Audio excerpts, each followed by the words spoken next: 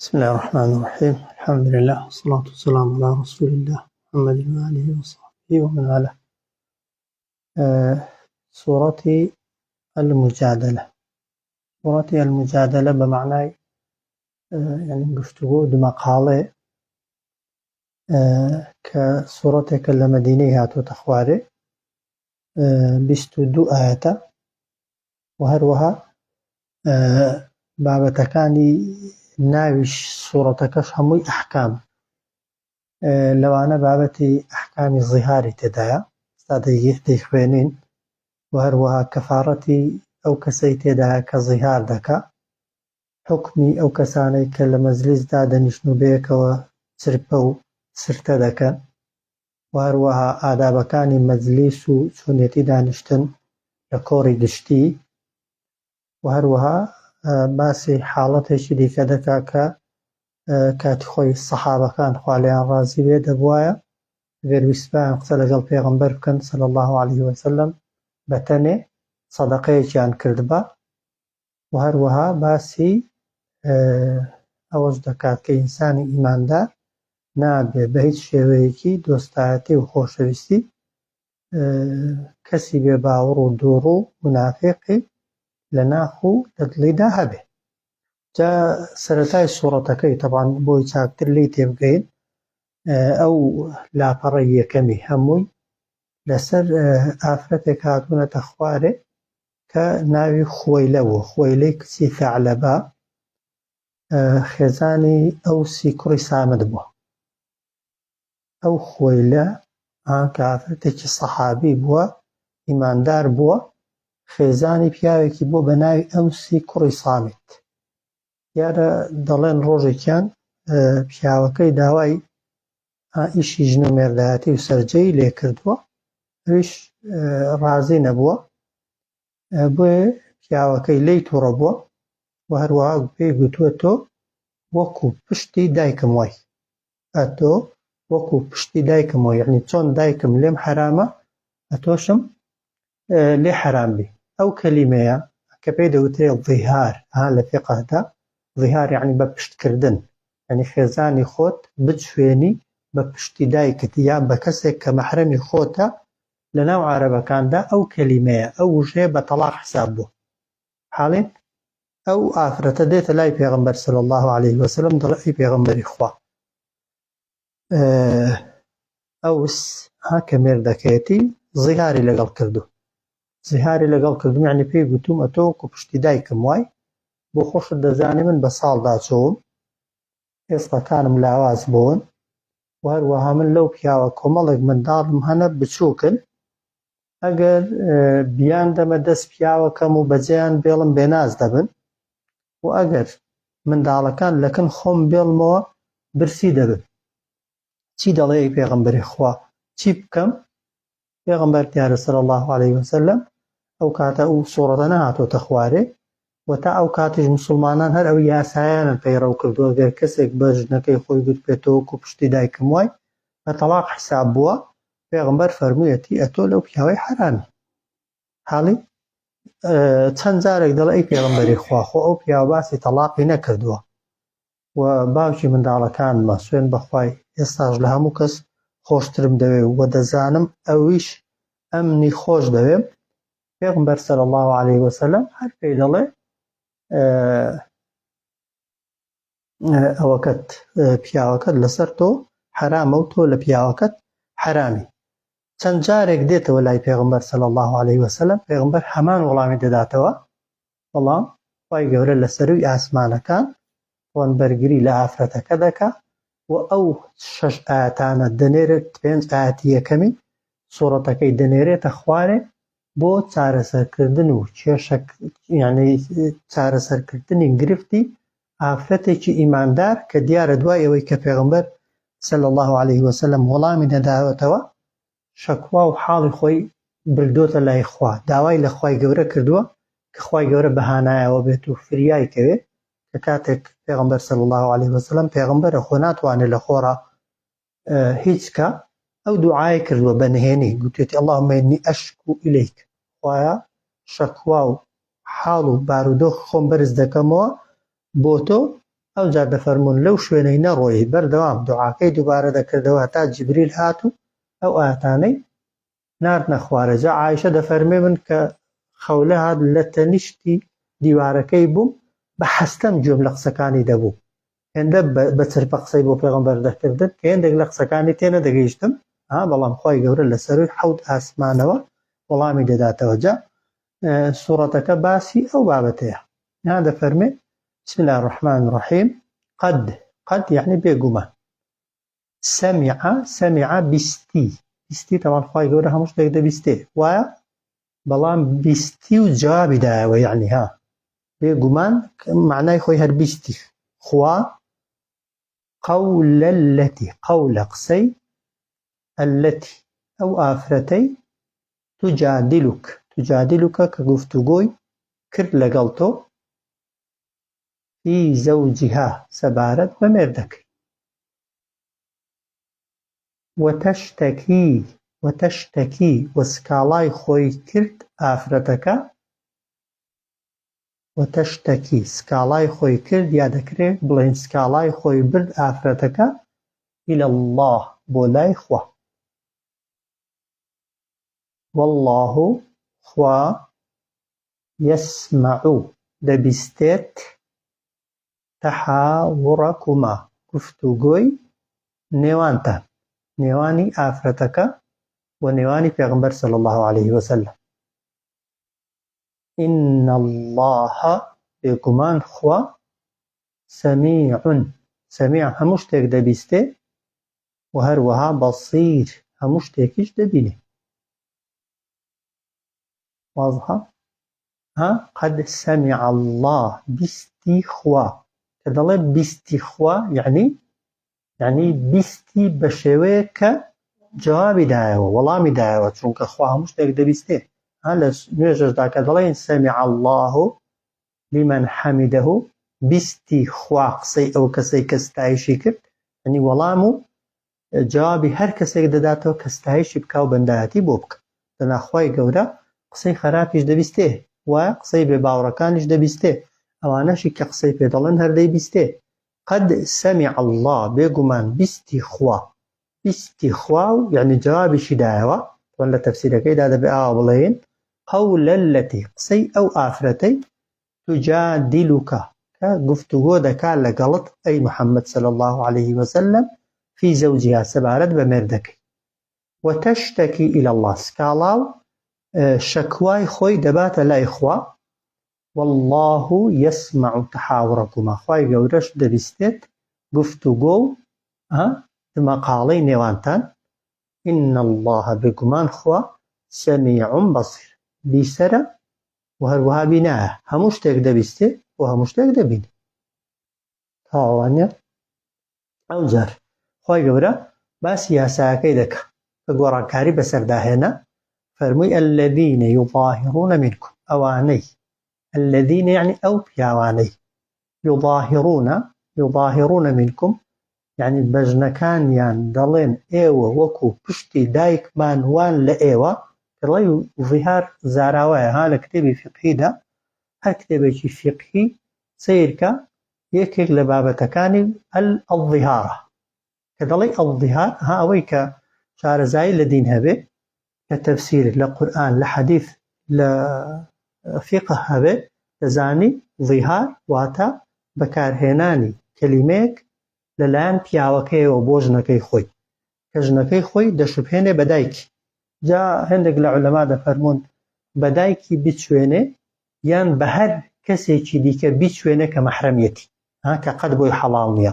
مەسەلەن بڵێت وەکو خوشکم وای پشتت وەکو پشتی خوشکم وایە، کە نیەتی ئەوە بێت چۆن خوشکم لێ حرامە تۆشم لێم حرام بێ. یەکێکی بڵێتەوە وەکو کچی خۆم وای لەو بابەتەیدا بە ژنی خۆی وا بڵێتەوە نەک بە خەڵکی دیکە، یان وەکو پورم وای یان وەکو ئەوانەی کە هەمیشەیی لێت حرامن. الذين ئەو پیاوانەی يظاهرونها زیهار دەکەن یعنی بەژنەکانیان دەڵێن وەکو پشتی دایکمان وای منکم لە ئێوە بەچێ دەڵێن من نسائهم لەگەڵ ژنەکانیان. خوا دەفەرمێ ما هن ئەو ژنانەی کە ئاوایان پێ دەڵێن ئومەهاتهم دایکی ئەوان نین، ما هن أمهاتهم أو ژنانەی کە ئاوایان پێ دەڵێن دایکی ئەوان نین. إن أمهاتهم دایکی ئەوان، دایکی ئەو پیاوانە، إلا اللائي تەنها ئەو ئافرەتانن کە وەلەدنەهم کە ئەوانیان لێبووە. وازحە؟ معلومە ئینسان یەک دایکی هەیە، وایە؟ کێ دایکتە؟ ئەوەی لێی بووی، ها تەنانەت ئەوەی کە بە ننکیش دەڵێ دایە شتێکی زۆر معقوڵ نییە، چونکە داک داکە و نەنک نەنکە، ئەو دایکی دایکتە، وایە دایکی باوکتە، وایە؟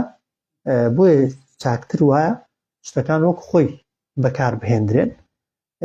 وئینەهم بێگومان ئەوان لەیەقولونە قسەیەک دەکەن، لەیەقولونە دەڵێن منکەڕەن، منکەڕ یعنی شتێکی ناشرین،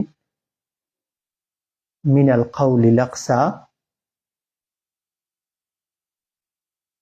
وزورە و هەروەها درۆ و بوختانێکیشی هەڵیان بەستووە.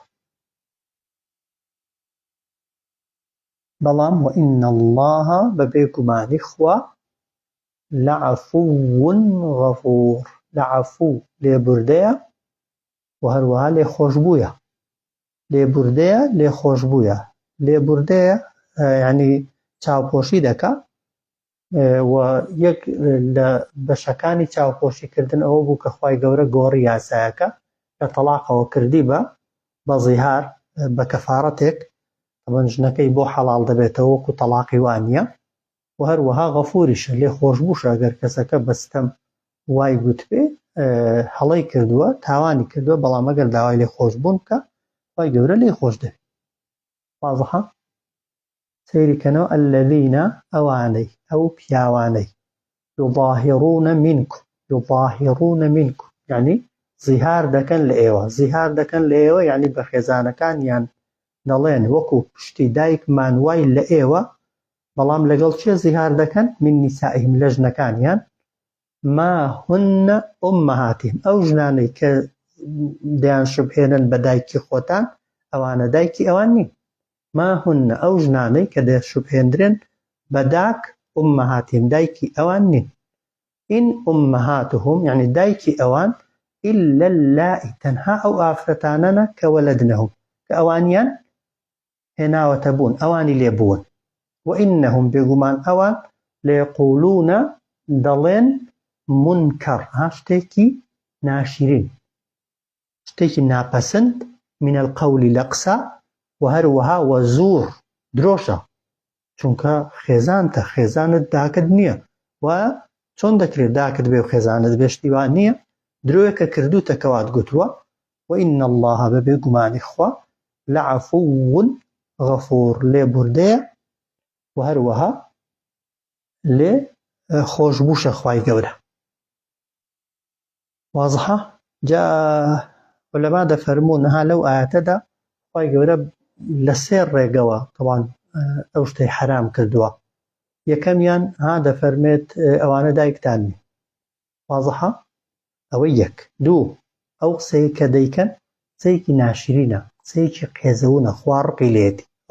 دوو، و هەروەها زوور درۆیە، درۆیە دەیکەی، طبعاً درۆش حرامە، و هەروەها باسی عەفوون غەفووریش دەکا، خوا لێبوردە و لێخۆشبوو، یعنی ئەوەی کە کردوتە دیارە خراپە، بۆی پێویستت بە عەفوە و پێویستت بە لێخۆشبوونە، چونکە ئینسان کە گوناهێک دەکا ئەوجار پێویستی بەوەی هەیە خوای گەورە چاوپۆشی لێ بکات و لێی خۆش ببێ. ئەو ئایەتە طبعاً بەڵگەیە لەسەر ئەوەی کە ئەو کەسەی کە ئەو قسەیە دەکا لە بەرامبەر خێزانەکەیدا بەڵێ تەلاقت نییە، بەڵام هەر گوناهە، بەڵام هەر تاوانە و هەر خراپەیە، و خوای گەورە خراپی زیهاری ئەو بەکارهێنانی ئەو کەلیمەی لەسەر ڕوویەکەوە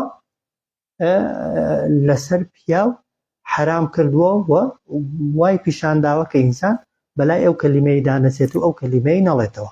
ئەدی ئەگەر بەعەکسەوە ژنێک بە پیاوەکەی خۆی بودەتەوە وەکو بابم وای، وەکو برام وای، تەمەن لە ڕووی گوناهەوە هەمان گوناهی هەیە، بەڵام ئایا ئەو کەفارەتی دەکەوێتە سەرێ یا ناکەوێتە سەرێ؟ زۆرێک لە عولەما دەفەرموون نەخێر، بۆ چونکە تەلاق و زیهار تایبەتن بە پیاوی بەڵام بە دڵنیاییەوە ئەگەر ئافرەتیش بە مێردەکەی خۆی بڵێ ئەویش قسەیەکی ناڕاستی کردووە، قسەکەی قسەیەکی ناشیرینە و درۆیە و پێویستی بە تەوبەکردن و پەشیمان بوونەوە هەیە. واضحە؟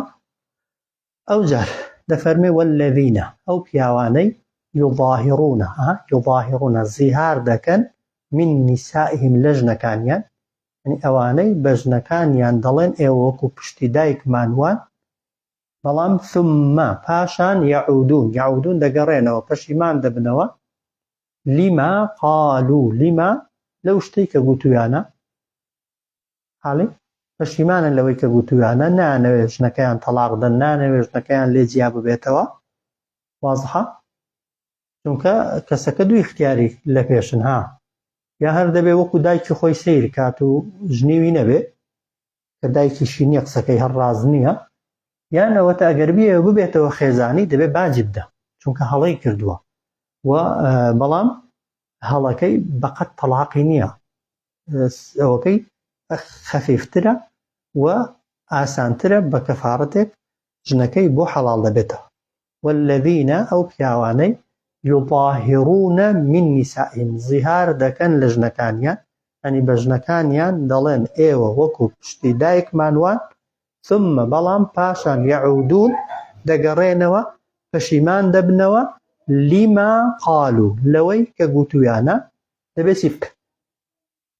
یەکەم فتحرير رقبة من قبل أن يتماسا، دەبێ ئازاد کەن کۆیلێک پێش ئەوەی دەستیان بە دەستی خێزانەکەیان کەوێتەوە. جا یەتەماسا ئەو شتانەنەکە ژنومێر لەگەڵ یەکتریدا بەکاری دێنن لە مقدمات و پێشەکیەکانی سەرجەیی کردن هەتا دەگاتە سەرجەیی کردن، یعنی ئەو ژن و پیاوە لە یەکتری حرام دەبن هەتا ئەو شتەی نەکە. واضحە؟ دەبێ ئازاد کات کۆیلێک پێش ئەوەی سەرجەیی بکاتەوە، پێش ئەوەی بچێتە لای، پێش ئەوەی لەگەڵی کۆ ببێتەوە. ذالکم ئەو شتانەی کە باس کراون، ئەو کەفارەتانەی باس کراون، توعظونە به ئێوەی پێ ئامۆژگاری دەکرێت. توعظونە به ئێوەی پێ ئامۆژگاری کراون. والله بما تعملون خبير، خوای گەورەش بە هەر کار و کردەوەیە کە ئێوە دەیکەن زۆر شارەزایە.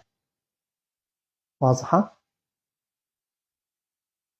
والذین ئەو پیاوانەی یظاهرون من نسائهم، یعنی زیهار دەکەن لەگەڵ ژنەکانیان، ژنەکانیان دەچوێنن بە دایکیان، ثم يعودون پاشان پەشیمان دەبنەوە لما قالوا لەوەی کە گوتویانە، چ دەکەن؟ فتحرير رقبة، یعنی پێویستە ئازادکەن کۆیلێک.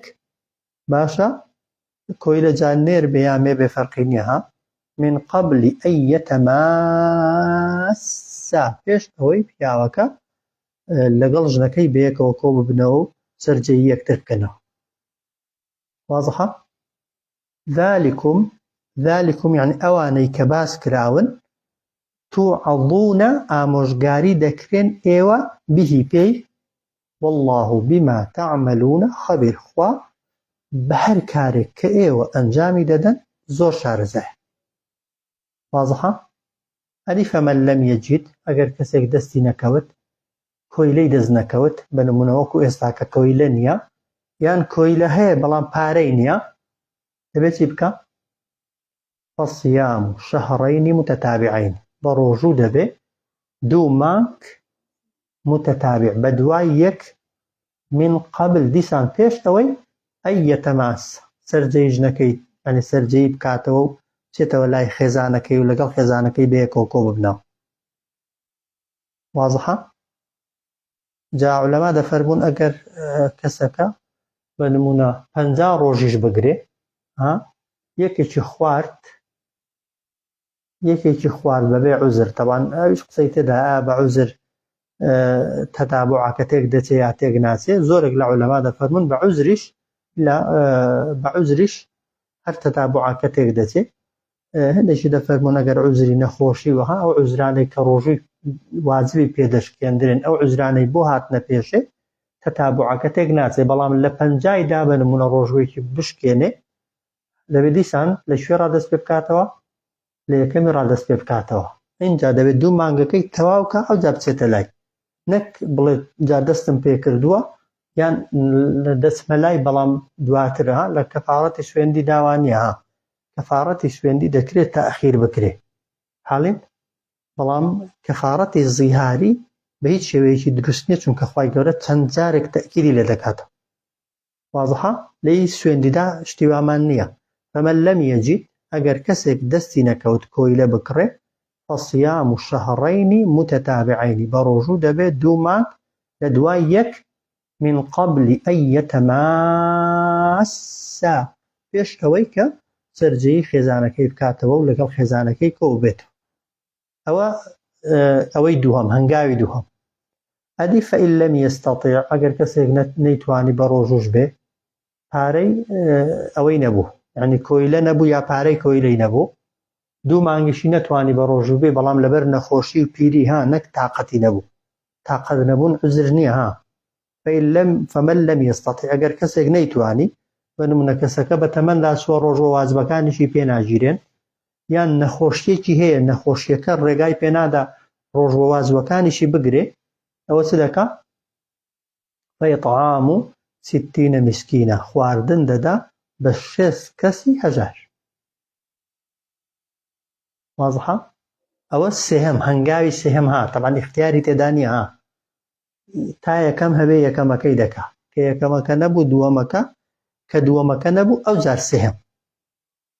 وا دەفەرمێ ذالکە ئەوە بۆچی ئەو کەفارەت لتؤمنوا بالله ورسوله بۆی باوەڕ بێنن بەخوا و بە پێغەمبەرەکەی بۆی باوەڕتان بەخوا و بە قسەی خوا هەبێ و بە پێغەمبەر و صلی الله عليه وسلم بە قسەکانی پێغەمبەر هەبێ بۆی خوا بەڕاز دانێن و هەروەها پێغەمبەری خوش بەڕاز دانێن کە حرامی کرد لەسەرتان و قەدەغەی کرد لەسەرتان جارێکی دیکە بەلای دانەسنەوە چونکە کۆی لە ئازادکردنێک ئاسان نییە کەسەکە لە ترسی ئەوەش بێ شتی وا ناڵێتەوە وایە 2 مانگ بە ڕۆژووبوون بەسەریەکەوە ئاسان نییە وێ ذالکە لتؤمنوا ئەو سزایە و ئەو کەفارەتە بۆ ئەوەیە ئێوە باوەڕ بێنن بە خوا و بە پێغەمبەر یان بۆی قسەی خوا و قسەی پێغەمبەری خوا بەڕاز بزانن.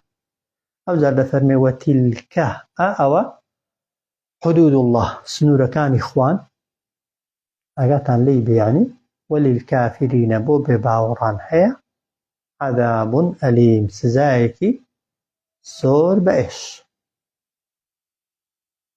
وازحە فەمەن لەم یەجید کەسێک دەستی نەکەوت فەصیام شەهڕەینی متەتابعەینی بە ڕۆژوو دەبێت 2 مانگ بە دوای یەک بەبێ پچڕان من قبل أن يتماسا پێش ئەوەی سەرجەیی خێزانەکەی بکات و چێتەوە لای خێزانەکەی.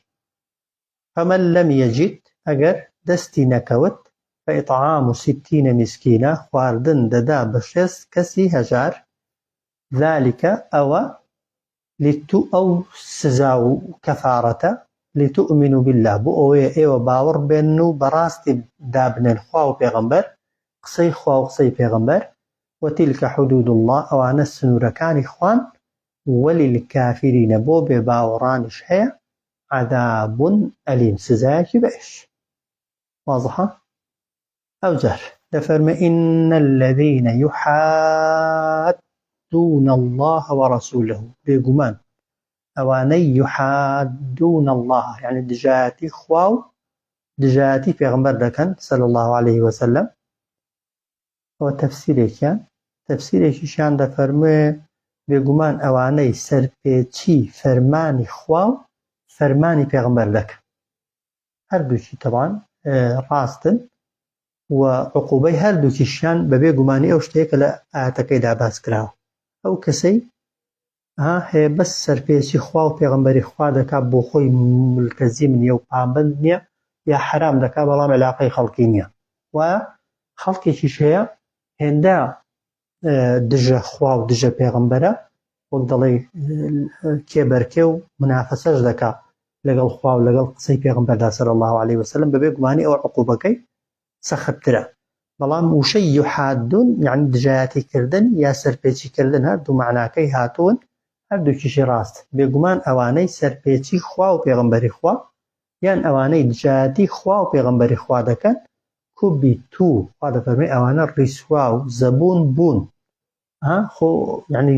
يعني زەبون و ڕیسوا دەبن کەما هەر وەک کوبیت الذین ڕیسوا و زەبون بوون الذين من قبلهم ئەو گەلانەی پێشەوە وا قەراری داوە هەر کەسێک سەر دژایەتی خوا و دژایەتی پێغەمبەر بکە ئیلا خوا ڕیسوای دەکە هەر وەکو چۆن لە ڕابردووشدا هەر هەموو ئەوانەی کە دژە پێغەمبەر بوون دژە خوا بوون سەرپێچکار بوون خوای گەورە زەبوونی کردوون جا بە زۆری لە دنیاشدا زەبوونی کردوون و ئەوەی لە دنیاشدا زەبوون نەبوو بێ بە دڵنیاییەوە خوای گەورە لە قیامەتێ هەر زەبوونی دەکە إن الذين بێگومان ئەوانەی يحادون الله ورسوله سەرپێچی خوا و پێغەمبەری خوا دەکەن یا دژایەتی خوا و پێغەمبەری خوا دەکەن کوبیتو ئەوانە زەبون و سەرشۆڕ بوون کەما کوبیت الذين کەما هەر وەک کوبیتە سەرشۆڕ و زەبون بوون الذين ئەوانەی من قبلهم پێش ئەوە